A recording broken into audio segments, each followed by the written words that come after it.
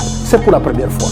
Même si ce que vous dites est vrai. Voilà pourquoi nous créons les insomnies dans les rangs des gouvernants. Que je suis au fait à ce jour le seul.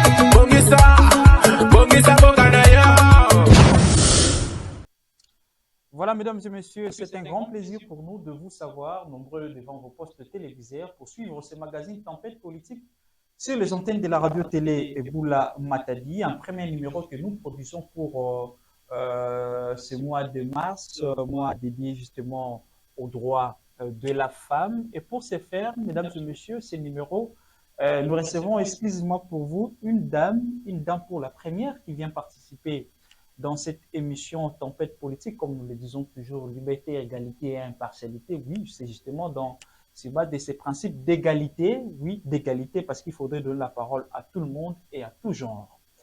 Nous recevons pour vous, mesdames et messieurs, exclusivement dans cette émission, Madame Chance Fofoué. Elle est femme, actrice politique et a plusieurs casquettes. Madame, bonjour et bienvenue.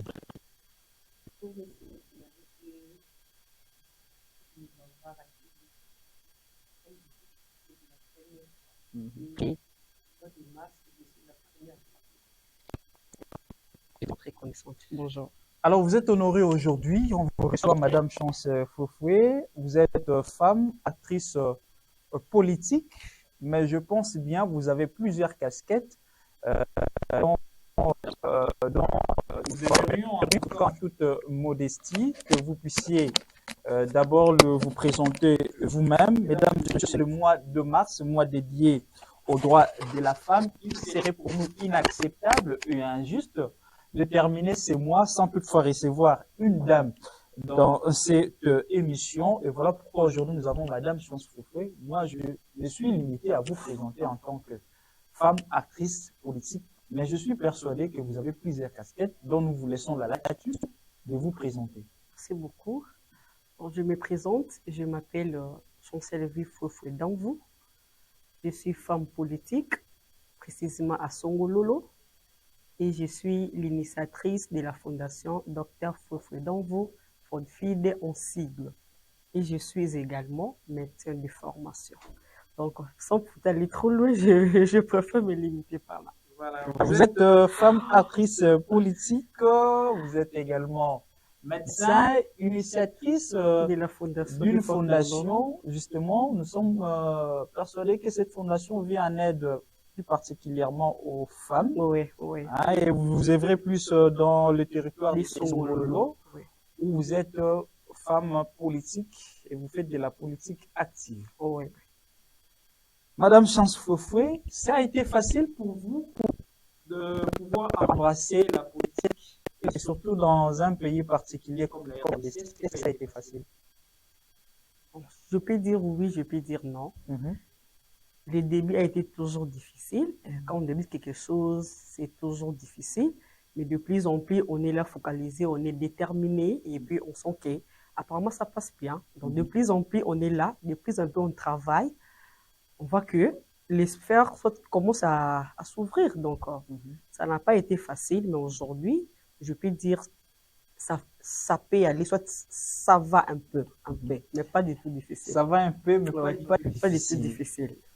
Dit-on, si vous voyez un grand homme politique, derrière lui, il y a une femme forte.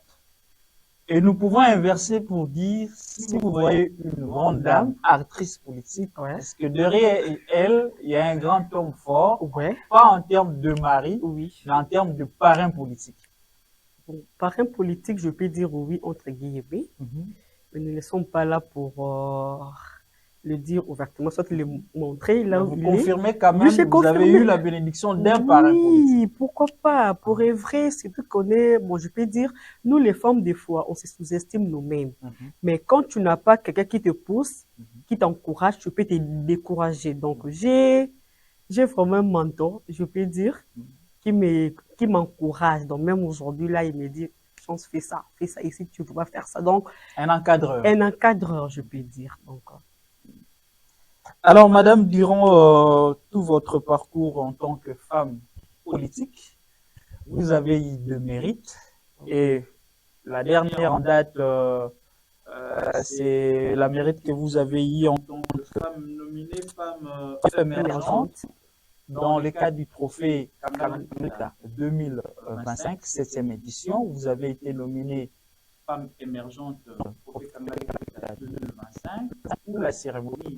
C'est passé dans la cité côtière de Mwanda, dont d'ailleurs nous avons eu le privilège d'assister à cette cérémonie. Est-ce que vous attendez à ces trophées que Chance Fouefoué? Moi, je m'attends à être nominée femme émergente, ou sinon, c'était pour vous une grande surprise.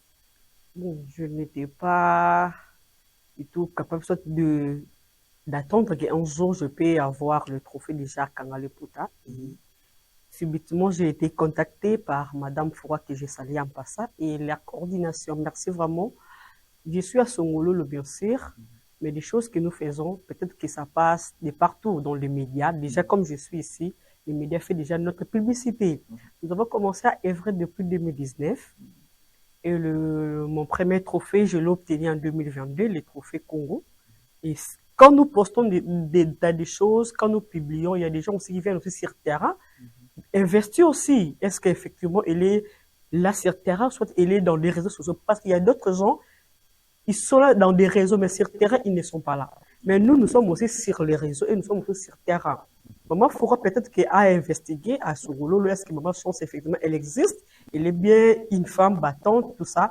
Par rapport à leur organisation, ils ont compris qu'effectivement, nous sommes aussi actifs sur terrain. Et voilà pourquoi ils ont voulu que nous soyons aussi primés parmi les gens qui ont bénéficié aujourd'hui à la 7e édition. Je fais partie, donc c'est vraiment une surprise pour moi. Mais je ne pense pas que non, je ne l'ai pas mérité. Non, je l'ai mérité. Parce que quand on dit déjà émergent, donc j'ai commencé à émerger depuis et je ne baisse pas les bras. Mais bien que je ne suis pas trop actif sur le terrain pour dire que chaque mois, chaque année, pardon, chaque seconde, chaque semaine, mais au moins, depuis que j'ai commencé 2019 jusqu'à aujourd'hui, je maintiens mes actions, je maintiens ma base et puis je maintiens mes activités. Et voilà pourquoi ils ont pensé bon, de primer toutes femmes qui sont distinguées, qui se distinguent dans leur domaine, parce qu'il y a aussi des gens, il y a aussi des femmes. J'ai vu une femme militaire, une femme aussi mécanicienne, entrepreneuse, une femme aussi mécanicienne, on dit elle avait, j'ai même oublié. Donc, il y a des femmes qui ont marqué même dans beaucoup de secteurs. Donc, agriculture, le social, la politique, l'entrepreneuriat. Donc, je me suis dit, avant qu'ils puissent primer, je pense qu'ils ont d'abord investigué. Et pour moi, je l'ai dit, je l'ai mérité parce que sur terrain, je suis là. Ma dernière activité, c'était juste le 22 janvier 2025. Donc, je suis dans la lignée et pourquoi j'ai bénéficié de cette grâce et de cette opportunité pour être lauréate. Très bien. Vous avez été nominée en tant que femme émergente 2025 de la 7e édition du trophée Kanga Liputa. Je suis convaincu que vous avez mérité ces trophées. Ouais. Alors, vous avez débuté votre carrière politique depuis 2019, vous venez de le dire, ce qui fait aujourd'hui 6 ans. Ouais. Vous œuvrez dans la politique. Est-ce que vous avez un modèle? Déjà, j'ai commencé en étant étudiante. Si je n'avais pas un modèle, là, je ne pouvais pas avancer aujourd'hui. J'ai commencé avec la Ligue des femmes. Parce que j'aime tellement les mamans, je me suis dit, encadrer les mamans pour moi, soit être ensemble avec et discuter, partager, ça peut m'aider aussi à être encore plus grande. J'ai commencé avec la Ligue des femmes Nîmes, et après, ça commençait à évoluer, à donner de la force. Les mamans commençaient à me donner confiance. Je me suis dit, je dois élargir la vision. Parce que rester dans la Ligue des femmes, je suis un peu limitée. Je pouvais avoir 2 partenaires, mais la Ligue des femmes, c'est trop peu. Nous puissions un peu élargir. Donc, aujourd'hui, là, j'ai des mamans. Donc, je peux dire oui. Parce qu'à l'état jeune, là, j'étais en 2019 et aujourd'hui, la maturité aussi a augmenté. Donc, tu as déjà commencé à voir des gens me faire ta confiance si je n'avais pas, comment je peux dire, si je n'avais pas un modèle, je ne pouvais pas être suivi. Donc, si vous étiez là, il y a des gens qui m'ont accompagné de les moments de ma fondation. Maman Lunga Kipese, Aya Mwanda, si je n'étais pas modèle, il ne pouvait pas venir. Donc, je peux dire oui. Bon, je peux dire pas à 100%, mais au minimum, je les représente. Et j'essaie au fur et à mesure, avec les encadrements, avec l'aide, avec quand je vois nos mamans, quand je vois nos nonnes qui sont déjà avancés, nous allons suivre leur pas et ça va aller. Très bien. Alors, il y a un adage, Madame Chance-Fofe, qui dit qu'on imite toujours les grands, Ouais. mais jamais les petits. Ouais. Est-ce que dans votre parcours en tant que femme politique, que vous avez débuté depuis 2019 jusqu'à aujourd'hui en 2025, ça fait 6 ans, et vous œuvrez dans la politique active en République démocratique du Congo, est-ce qu'il y a une femme politique qui vous a inspiré et qui continue d'ailleurs à vous inspirer, qui à chaque fois que vous pensez à elle, vous dites, j'aimerais un jour devenir comme elle? Là, vous me demandez trop. Elles sont tellement nombreuses que j'admire. Et j'admire beaucoup. Bon, je sais pas d'autres. Peut-être si, bon, pour citer les noms, là, vraiment, je me réserve pour ne pas créer de polémiques. Bon, mais il y a des femmes. Je vous présente quelques noms. Ok. Qui ne posera pas polémique. Ok. Je prends la première ministre Judith Suminwa. Ok. Elle vous inspire? Tellement beaucoup. D'ailleurs, elle est d'ailleurs la première à être ministre femme. Là, je l'aime tellement. Je l'aime tellement. Je fais d'ailleurs beaucoup d'actifs à cause d'elle parce qu'elle nous a tellement inspiré. Puis elle nous a donné encore la chance qu'un jour, il y aura aussi nous autres qui vont suivre l'air. Puis il y a aussi Maman Mabunda, première femme. Janine Mabunda. Janine Mabunda. Donc je l'aimais aussi beaucoup. C'était la première femme présidente de l'Assemblée nationale. Donc déjà, elle m'a inspiré. Je me suis dit, elles ont déjà ouvert des portes pour nous et nous qui suivons leurs pas, donc nous allons vraiment y arriver. Et nous voyons encore notre sénatrice, hein? Donc, elles sont là. Oui, donc les femmes qui nous inspirent, vous êtes aimé Bélé, je ne pouvais pas citer, mais nous croyons que nous suivons leurs pas. Et puis nous aussi, demain ou après, demain, nous serons aussi des points focaux de comment on travaille. Comptez aller jusqu'où avec la politique? Jusqu'où? Jusqu'à la fin du monde. Jusqu'à la fin des jours aussi, je peux dire. Vous rêvez un jour devenir présidente de la République? Si c'est un destin. Même si aujourd'hui j'ai dit non, je serais trop chargée, je serais comme ça. Mais si c'est le destin, je ne peux pas fuir. Donc si aujourd'hui l'opportunité se présente, je ne vais pas refuser, je vais y aller. Très bien, mesdames et messieurs, vous comprenez que l'ambiance est totale. Nous avons le réel plaisir de recevoir pour vous dans cette émission Madame Chance-Fofe. Elle est femme politique, elle est femme politique, elle est dans la politique congolaise, dans la politique active, bien entendu. Elle est également médecin de formation et initiatrice d'une ONG, d'une fondation, pardon, qui est là justement pour aider les femmes. Dans votre fondation, Madame Chance-Fofe, qu'avez-vous déjà eu à faire pour l'autonomisation de la femme? Bon, je vous ai dit, nous avons commencé avec la Ligue des femmes et c'est cette année que nous avons mis notre cette année, nous avons placé la fondation, mais déjà dans la Ligue des femmes, nous avons déjà effectué beaucoup de projets et d'autres sont aussi en suspense. Parce que vous savez très bien que des moyens de foi nous posent problème. Mais déjà avant, nous avons mis en œuvre la santé. Nous avons pris en charge, je crois en 2021, en charge la consultation était tellement gratuite pour les membres surtout. Nous étions en collaboration avec le laboratoire CBM, ça se trouve aussi ici à Matadi.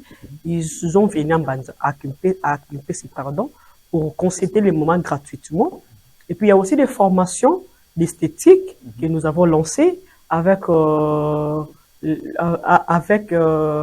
TISA 10 ans. Et puis là, c'était, je crois, en 2021 toujours. Et puis, il y a aussi l'agriculture que nous avons mis en marche. Nous avons eu un terrain, mais malheureusement, nous avons eu un peu de difficultés pour avoir de boutir. Mais déjà, pour avoir l'autonomie, il y a déjà des femmes, mères et filles, et jeunes filles et mamans d'ailleurs, qui ont participé à faire des esthétiques et déjà le soin était là.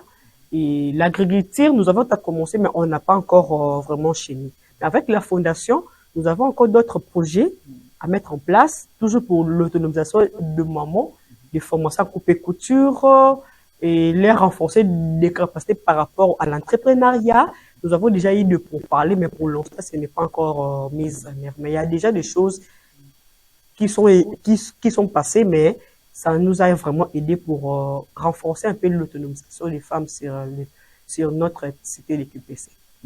Alors, en tant que femme émergente, quel regard avez-vous aujourd'hui de la femme congolaise? Les femmes congolaises... Est-ce que cette femme-là évolue? Est-ce que cette femme-là a tendance de devenir autonome et indépendante, ou cette femme continue à demeurer avec l'ancienne mentalité, la place de la femme, c'est la cuisine? Nous avons des catégories de femmes pour l'instant, moi je peux dire. Il y a d'autres, ils ont déjà pris conscience qu'être autonome, c'est bien d'abord pour elles-mêmes et pour la communauté. Mais il y a d'autres qui continuent toujours à se distraire dans des futilités, dans des réseaux, dans du matalana, dans des internets. Mais moi, je n'encourage pas. Mais comme on dit, nous qui sommes les forts, qu'on puisse soutenir les faibles. Donc, voyons autrement, visons autrement, et puis visons le développement pour nous les femmes. Aujourd'hui, on toujours parité, parité, parité. On ne peut pas avoir la parité en restant à la maison. Donc, j'encourage toute femme à travailler, à bosser, dire, même si tu fais ces maladresses, fais ça bien, tu vas avoir de l'argent et puis tu seras autonome. Tu pars au champ, fais les champs bien, il faut s'aimer pour que tu puisses récolter. Donc, on n'encourage pas des femmes qui sont toujours dans des anciennes habitudes, mais nous encourageons les femmes à évoluer. Aujourd'hui, les femmes étudient. Les femmes métiers sont là, les femmes députées, les femmes ministres, les femmes dans des entreprises, des DG et les DG. Donc, on est certain que demain ou après-demain, la femme aussi occupera des institutions, occupera là où il y a le prise des décisions. Mais nous devons étudier, nous devons travailler, nous devons bosser. Donc nous devons banaliser des futilités, des querelles, des choses qui n'honorent pas. Donc femmes, soyez déterminées. Quand on dit éduquer une femme, c'est éduquer toute une nation. Donc nous devons d'abord être modernes. Nous-mêmes, nous devons d'abord nous respecter pour que les autres nous respectent. Donc moi, je n'encourage pas, mais je suis sûre et certaine que les femmes, nous sommes en train de changer notre façon de voir les choses. Est-ce que la mentalité de l'homme aussi a évolué par rapport à son regard et à sa considération envers la femme? Souvent nous disons, moi ça te m'a kabokaté.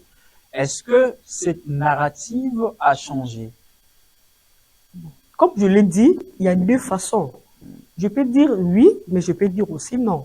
Pour ça, on peut ou ne pas le condamner. On ne sait pas si c'était qui. Mais peut-être il y avait une bonne raison qui lui a poussé à dire ça. Peut-être il y avait une femme qui avait trébuché, payer ses responsabilités, et puis après à BBC. Donc, mais c'est ça que je dis, nous devons banaliser ça.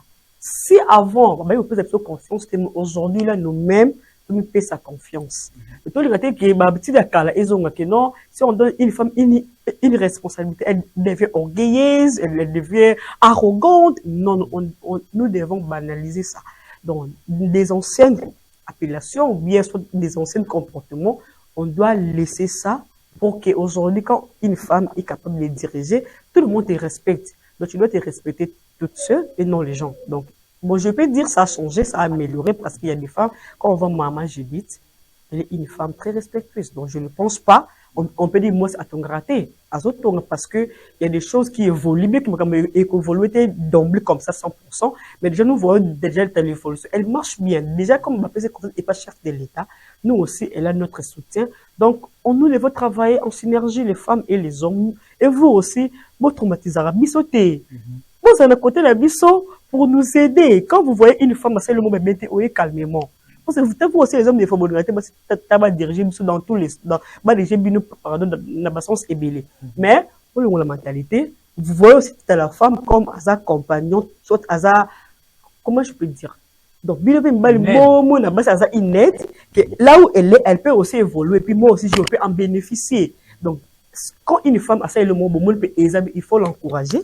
Si on me dit, tu veux ta calorie, ah madame, tu vois ici, tu as mal fait, mais il faut faire ça. Donc, vous êtes l'effort, il faut soutenir l'effort pour que nous avançons dans le même pied d'égalité. Donc, la femme aujourd'hui, là, dans les deux sens, il y a une amélioration, mais il y a aussi des gens qui continuent toujours à être dans leurs anciennes mentalités, mais je sais que ça va évoluer. Ça va évoluer, Madame Chance Fouefoué. Est-ce que vous ne voyez pas que la femme politique Congo, particulièrement, n'évolue pas? Pourquoi? Si nous regardons aujourd'hui la configuration de l'Assemblée provinciale, vous remarquerez que sur une quarantaine de députés qui comptent cette chambre de représentants du peuple, on ne trouve qu'à peu près 3 femmes, si je ne m'abuse pas. Est-ce que la femme Congo ne participe pas activement et suffisamment dans la politique pour relever les défis, bien que beaucoup de mécanismes et lois d'ailleurs voté en sa faveur, mais cette femme Congo est toujours réticente à prendre sa part, à prendre sa position et à jouer son rôle dans la politique et plus particulièrement au Congo central. Bon, au Congo central, je peux dire, il y a des femmes politiques qui œuvrent. Mais si nous voyons dans l'Assemblée provinciale, déjà apparemment,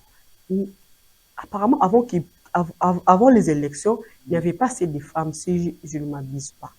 Peut-être que, par rapport à leur quota, ils n'ont pas eu l'opportunité de mettre la place, de laisser aussi la place à la femme de postuler. Mais ils sont seulement au nombre de 3 apparemment. Donc, on ne peut pas leur tenir rigueur, mais nous encourageons les femmes à travailler, à bosser, d'être sur le terrain. Donc, confirmons-nous sur le terrain. C'est les électeurs qui vont nous voter. Et puis, nous irons là-bas pour parler en leur faveur. Donc, si on ne vote pas une femme, comment est-ce qu'ils vont se marquer? On est là sur le terrain, on travaille, nous sommes dans la politique active, bien sûr actifs, mais si on ne vote pas, nous serons seulement sur le terrain en train de travailler, mais là-bas, dans le prise de décision, nous ne sommes pas là. Mais je n'encourage pas. Mais il y a des femmes aussi qui sont aussi là-bas, mais qui se minimisent. Non, non, il faut toujours affronter. Qui ne risque rien à rien. Affronte. Nous avons d'ailleurs apprécié le courage de notre Dona Nefertiti. Elle a osé en 2022 ou 21 de postuler comme candidate gouverneur. Donc, elle a osé, dès qu'elle n'a pas eu la chance d'être votée, mais normalement, elle a osé. Deuxième. Elle était la deuxième. Donc, et puis au Sénat là-bas, elle a osé. Donc, les femmes, nous vous encourageons, osez partout. S'il y a des moyens, déjà le chef de l'État en 2023, il nous a donné l'opportunité de postuler. Donc, mais je n'encourage pas que nous puissions baisser les bras. Continuer de travailler, ça va donner. Ça va porter des fruits. Et puis après, quand on est voté, quand on est là, il faut aussi comment je te dis, te démarquer. Donc, te démarquer. Donc, comme tu es là, il faut que tu puisses aussi donner ton importance. Quand il y a des choses à parler, tu parles. Quand il y a des choses à apprendre, tu apprends. Quand il faut aller par-ci, par-là, il faut toi-même que tu puisses te donner de l'importance. Donc, quand tu es là déjà, il faut vraiment faire la différence que je suis là. On peut sentir aussi, nous avons une personne, une tête là bien faite, et non une tête bien pleine. Donc, travaillons, on est sur le terrain, bossons dire pour que si demain ou après-demain, il y aura encore des élections, soyons là, osez, et puis après, quand ça va donner des fruits, vous voyez que nous serons beaucoup de femmes au Congo, et nous allons former le front, et puis pour le développement de notre province du Congo central. Très bien, madame, ça c'est très bien, un discours très émouvant que vous avez eu à prononcer pour justement encourager ces femmes qui sont à la maison, qui ont le monde parce que ça n'a pas marché. Non, non. Il ne faut pas baisser les bras, travaillons. Je me décourage, je ne peux pas me placer dans la société. Mais votre discours, rien ne faut le plus encourager à baisser les bras. Alors, de vous particulièrement, est-ce que vous avez déjà eu à tenter une chance pour entrer dans l'Assemblée provinciale en tant que député? Bon, l'Assemblée provinciale, je n'ai pas encore osé.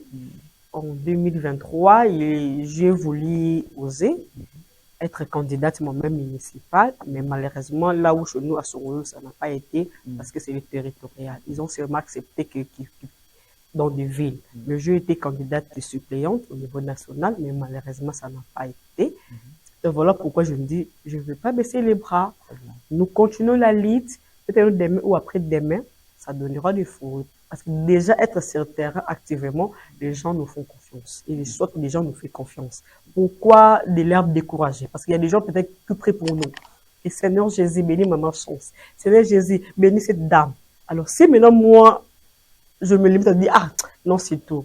Cette dame-là, soit la famille-là, vont commencer à pleurer pour moi. Donc, c'est pourquoi je me suis dit, je ne vais pas me décourager, je vais avancer et ça va donner un jour. On dit toujours, un jour, je dirais, ça n'a pas été facile. Mais je vais dire, j'ai réussi. Donc, c'est vrai que je vais réussir, je ne vais pas encore oser, mais je vais oser et je continue à oser, de tenter d'être là sur le terrain, de travailler activement pour que demain ou après-demain, je sois aussi remarqué par les autorités. Très bien, ça c'était bien. Alors, on va se séparer avec vous, c'est cette question.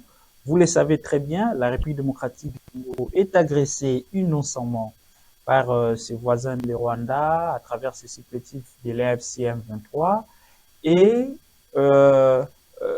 celle qui est plus victime justement de cette agression à l'est de la RDC, c'est plus la femme qui est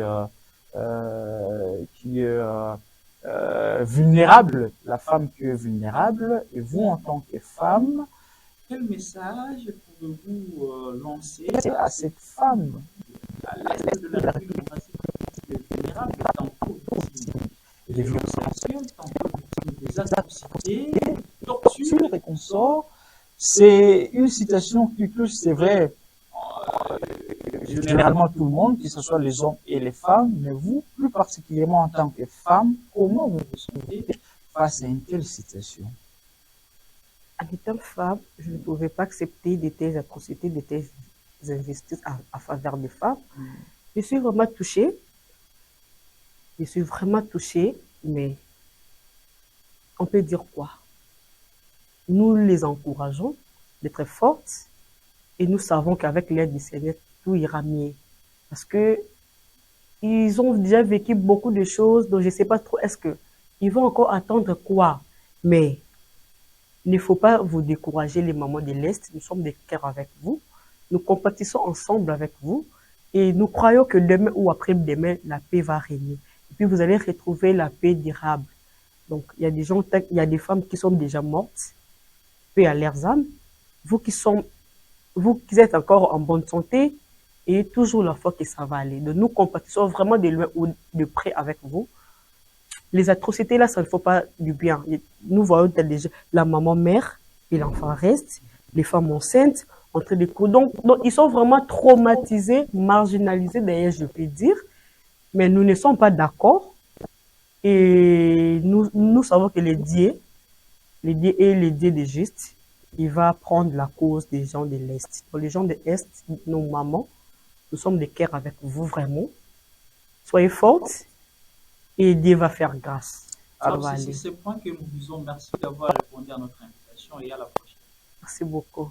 Voilà, mesdames et messieurs, nous voici arrivés justement à la fin de cette émission où nous aurons eu le plaisir de recevoir pour vous Madame Chancel Fouetoué, qui est politique, qui œuvre justement dans la politique communautaire, particulièrement dans les territoires des Songolo. Elle est aussi médecin. Elle a été la révélation justement de la 7e édition du trophée Kangali Puta dans la catégorie femmes émergentes 2025. Nous avons échangé avec elle sur cette nomination et d'autres questions ayant trait à la femme, mais on peut s'espérer avec vous, sans toutefois vous donner cette information que le gouverneur de province, grâce à une fois Ramaswagi Bilolo, a réussi justement à décrocher un jackpot. C'est quoi le jackpot? Vous le savez très bien, quelques jours de la célébration de l'anniversaire de la mort du premier président de la République, le héros national, Joseph Kasavubu, c'est le 24 mars, et justement, le gouverneur de province a réussi à convaincre le gouvernement national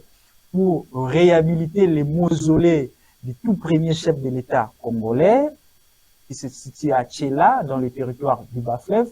Non seulement ça, mais aussi la route qui mène vers ces mausolées en débutant de Tchéla jusqu'à Singini sera réhabilitée. Ça, c'est grâce au leadership et au management du chef de l'exécutif provincial, grâce à Nkwanga Maswangi et Bilolo. Mesdames et messieurs, en fait, politique et égalité, liberté et impartialité. On se retrouve à très bientôt avec un nouveau numéro de votre magazine. Au revoir.